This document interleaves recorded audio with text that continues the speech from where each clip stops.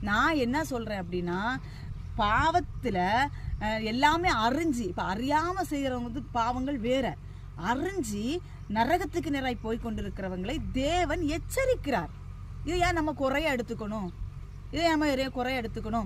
முந்தினோராய் இருக்கிறவர்கள் முந்தினோராய் இருக்கிறவர்களை பிந்தினோராகிய எங்களை கொண்டு ஆண்டவர் என்ன செய்கிறார்னா சொல்றாரு. அவ்வளவுதான். கேட்கறது அவங்கவுங்க விருப்பம். நீங்க கர்த்தர் அபிஷேகம் பண்ணுவித்தவன் மேல் உங்களை கைகளை போடாதீர்கள் என்று அநேகர் சொல்றாங்க. நாங்க எந்த அபிஷேகம் பண்ணுவித்தவங்க எங்க கையை போட்டோம்? எத்தனை பேரை நாங்க கொலை செய்தோம்? அந்த வசனத்தை நம்ம மைண்டுட்டா புரிஞ்சுக்கணும். அந்த வசனத்துல என்ன சொல்லப்பட்டிருக்குதுன்னா, தாவீத சவுல் விரட்டிட்டு வர்றாரு. எதுக்கு? தாவீத கொல்றதுக்கு. ஆனா சவுலுடைய வஸ்திரத்தின் தொங்கலை தாவீது அறுத்து கொண்டோன்ன தாவீதினுடைய ஊழியக்காரர்கள் என்ன சொல்றாங்க?